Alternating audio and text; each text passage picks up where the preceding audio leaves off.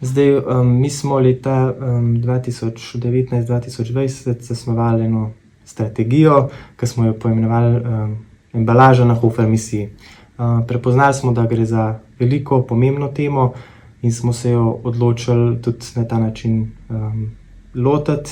Poimenovali smo jo pač embalaža na Hofer misiji, zmanjšaj, ponovno uporabi, recikliraj, tak podnaslovček še. In pod to strategijo smo si zadali neke cilje. Najpomembnejši cilj je sigurno, da bomo zmanjšali embalažo v vseh naših izdelkih, to je, se pravi izdelkih naših blagovnih znamk za 15%. To je glede na leto 2020, kjer smo pač ustvarili neko bazo in na to bazo naj bi zmanjšali embalažo do leta 2025 za 15%, kot rečeno. Seveda vzamemo v zakup tudi gibanje prometa, pač to je malo kompleksna formula v ozadju, ampak načeloma je to eden izmed najpomembnejših ciljev, se pravi, da se splošna embalaža naših izdelkov zmanjšuje do najvišjega možnega minimuma, ki še zagotavlja tudi varnost izdelkov, pa kakovost živil, pa tako naprej. Potem drugi cilj je bil tudi zelo pomemben, da bo vsa plastika, ki je v teh izdelkih, se pravi izdelkih lastnih blagovnih znamk, 100% reciklabilna. Tretji cilj je bil, da bo delež ponovno uporabljene plastike, se pravi reciklata v plastičnih materialih, narasel na vsaj 30%, in pa četrti cilj, da bomo tudi pri sadju in zelenjavi povečevali nepakiran del te ponudbe.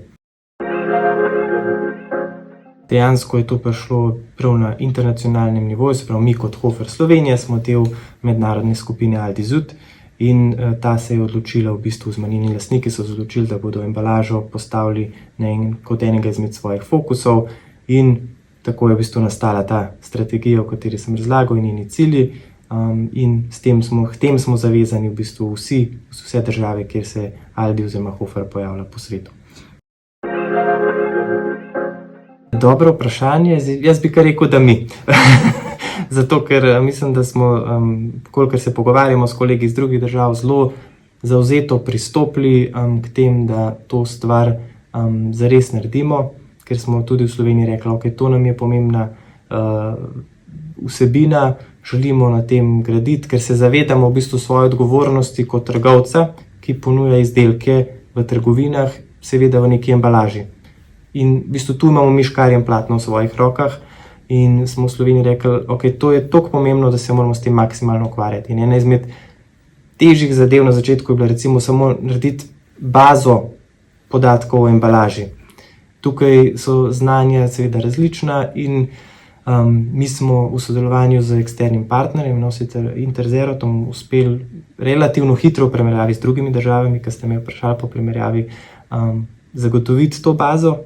Je bilo pa to kar težka naloga, no. Potem pri optimizaciji same embalaže, ker pa tudi ne gre tako lahko, kot bi si mogoče želela, ne, mogoče se nekomu sliši 15% tudi malo, ampak dejansko, če ti želiš vse upoštevati, se pravi, kako je izdelek zapakiran, kakšen sploh tip izdelka je, prehrambeni, neprehrambenih, pri prehrambenih seveda moramo paziti tudi na varnost živil, na HACCP standarde, pa seveda tudi na dobavitelja, ki ima nek proizvodni način, obrat, stroje, ki so prilagojeni določenemu tipu embalaže, ne. In zdaj, če mi pridemo, zdaj bi pa mi drugače, mora praktično lahko to za nekoga pomeni tudi spremembo celotne linije. In to spet ne gre čez noč. To je pa zelo različno. Pri enih zadevah je lahko to zelo enostavno, se dobavitelj strinja za spremembo, mi mu pač rečemo, ok, tukaj bi preučili mogoče možnost, da zmanjšate količino, debelino v plastenki, in dobavitelj reče, ni problema, samo staro zalogo porabim, kupim novo in bo to šlo. To je idealni scenarij, ko se v bistvu mi rečemo, ok, to je trenutno stanje, to bi bilo želeno stanje, in ali gre, ali ne gre, in dobavitelj reče, seveda ni problem, celo v kakšnih primerih je to zanjega tudi boljše, ugodneje, se sam tega ni prej mogoče spomnil. Tudi večini naših dobaviteljev je želja biti tukaj na pravi strani boljši, tako da so malo tudi veseli te spodbude, ki jim mi jo nudimo s tem, in so te usmeritve potem dobrodošle in tudi enostavno izvedljive. Potem prehajamo pa vedno bolj k takim izdelkom, kjer je pa to težje in kjer smo pa še trenutno v pogovorih, kako bi se sploh zadeve lotili. Ker tam je pa, kot sem že prej omenil, treba spremeniti proizvodni proces, mogoče proizvodne hale, kupiti nove stroje, preveriti, da so ti materiali sploh ustrezni z nekimi dodatnimi analizami izdelkov in tako naprej. Tam bo pa, trajalo lahko tudi več let, preden bo zadeva res lahko optimizirana. Mislim, dejansko, če ne zasledujejo recimo cilja reciklabilnosti, kjer imamo zelo jasen pa zelo enostaven cilj, 100% reciklabilna embalaža, ne plastika, potem žal tak naš dobavitelj od leta 2025 naprej ne bo mogel več biti. To smo napovedali že vnaprej in s tem so seznanjeni vsi, in tam odstopanj ne bo. Zdaj pustimo neke izjeme, če bojo te res upravičljive ali pa včasih se zgodi tudi kakšna težava pri dejanskem sourcingu teh materialov, ampak v osnovi je to cilj, ki ga zasledujemo, podobno kot že pri nekih drugih ciljih, recimo ne ponujemo necertificiranega kakava v naših izdelkih, in tam, če nam dobavitelj tega ne more nuditi, potem žal tak izdelek pod našo lastno blagovno znamko ne more biti pri nas v prodaji. Tako pa, če s temi višjimi standardi želimo tudi dobavitelje prestaviti na nek višji nivo, in večini je to zelo tudi pogodu, se strinjajo, ker so večinoma, lahko rečem za vse tiste, s katerimi se pogovarjamo, tudi sami želeli ali pa imajo v načrtih neke izboljšave, da bi na tem področju naredili premike, ker konec koncev se zavedajo tudi oni neke te odgovornosti, mi pa mogoče malo damo tistega puša, če rečem tako, pa po domače.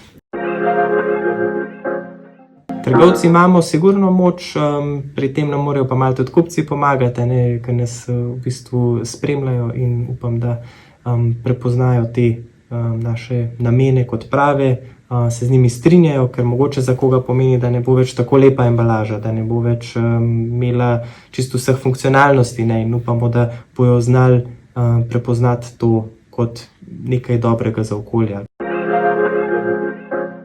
Zdaj tukaj imam par primerov na mizi, v bistvu 5 izdelkov, kjer smo embalažo v bistvu z manjšimi posegi vanjo, se pravi, da je dejansko manj plastike oziroma materijala, skupno prehranili na letni bazi 15 ton materijala. Pri teh 5 izdelkih? Se pravi, samo pri teh 5 izdelkih. Mleko smo s slovenskim dobaviteljem razvili v bistvu manjši oziroma tanjši material. Potem imamo tukaj tudi slovenskim dobaviteljem dvojno olje, ki je v prodaji, se pravi bučno pa solatno, in pa korneti, prav tako slovenska dobavitla z zmanjšanjem materijala. Vse skupaj to znese 15 ton na letni osnovi. Tako v bistvu z malimi koraki pa res velike spremembe. Kateri nekateri ne. Čisto iskreno, zdaj reciklabilni materiali večinoma pomenijo, da je zadeva dražja, če so tanjši materiali, pa je lahko cenejše. Se pravi, pri nekaterih bo to pomenilo prihranek, pri nekaterih pa ne. Praviloma se ne bi smeli, mi se pač ravnamo še vedno konkurenčno, tako da bomo poskušali, da to ne bi imeli prevelikega vpliva. Zdaj, nekih splošnih obljub tukaj ne morem dati, ampak ni to namenno, da bi s tem zaradi tega projekta izdelki za kupca bili dražji. Mogoče največ izzivov vidimo v tem, da je razumevanje samega pojma reciklabilnosti zelo neenotno, že po samih evropskih državah, pa mi delujemo tudi širše. To nam povzroča mogoče malo izzivov, ne malo, v bistvu kar dosta, ker pa če dobavitelju rečemo, naredi nekaj reciklabilno, potem pa ne znamo točno povedati, je seveda to za njega tudi izziv. zato mu poskušamo, tudi mi smo izdali neke smernice, neka priporočila, tudi glede samih konkretnih materialov. Potem se lahko ti dobavitelji tudi še bolj poglobljeno posvetujejo z našimi internimi pa eksternimi strokovnjaki z področja embalaže, da jim ti pomagajo najti res po najboljšem možnem vedenju reciklabilen material, ampak to včasih ni tako enostavno. Potem pri kakšnih prehrambnih izdelkih je tudi težko najti ustrezen reciklabilen material, tako da ta del mogoče kar predstavlja največji del težav, pa seveda tudi s kakšnimi dobavitelji ali s kakšnimi izdelki se ve, da bo treba kar veliko neke energije vložiti v to, da bodo na koncu res ustrezali tem našim ciljem, ki smo si jih zadali. Napredek, kot sem že na začetku povedal, imamo bazo. Iz te baze potem jo naredimo vsako leto, se pravi vsako leto izračunamo tako imenovane KPI, se pravi neke kazalnike uspešnosti, po teži, po prodaji, se pravi, da primerjamo res hruške pa jabolke, seštevamo in v bistvu na podlagi tega potem izračunamo ta KPI. Težko vprašanje. Jaz sem v sklopu tega projekta spoznal, da embalaža ima svoje pozitivne pa svoje negativne lastnosti.